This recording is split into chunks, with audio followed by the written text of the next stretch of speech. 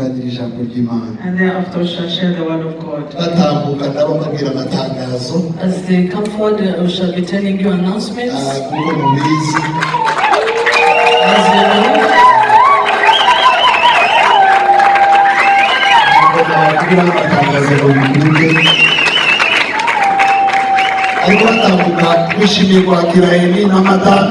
As they come forward, we are so happy to have Eli and his wife. They are members of the Diaspora Church and they have served here. We are so happy they have come to attend the wedding of Tresor. This is a sister to the wife of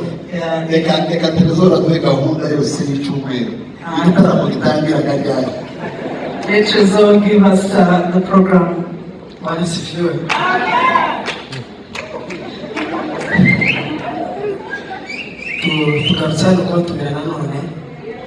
We are here again to invite you. My name is Munda Tresor. And fiancé is Mutoni Sarah. We are here to invite you again. The wedding is scheduled to be on 21st of June.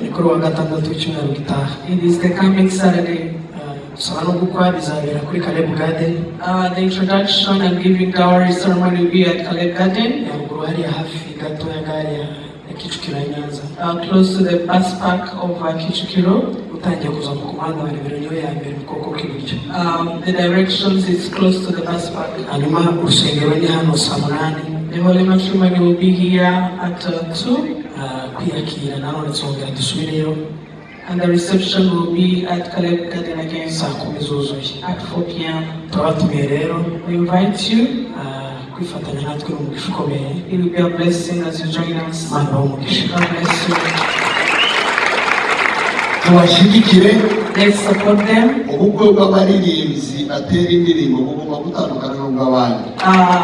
The wedding of people who lead songs here has to be different.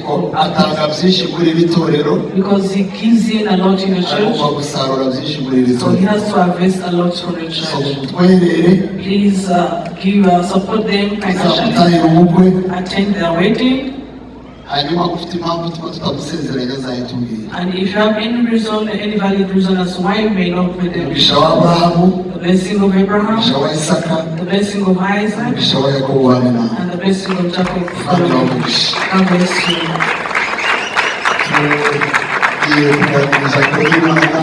We're going to share the word of God.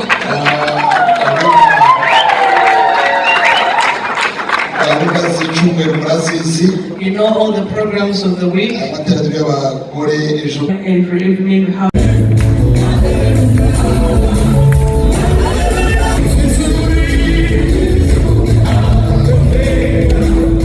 There is someone who, the writer of this song is here.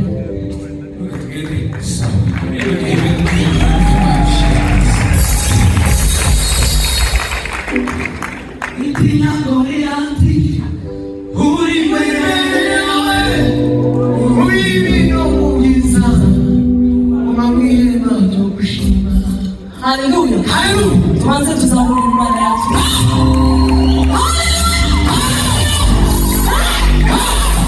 Aiko naneze kwako. Sinalipi ziko wale mbili. Reka bivuke. Indiri ngoma zikuririmbye abantu gushika mu ngabari. Tumushitse kamuna nani gushika. Nayanditse amazina ku 8 ku musozi wo gutereza ubusa. I spent 8 years. Hallelujah. Hallelujah. Right now, last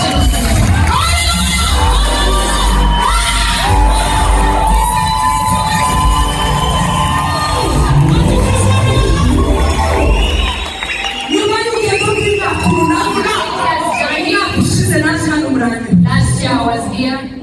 I had my response. I wrote this song. Afterwards, I'll talk to myself, you might feel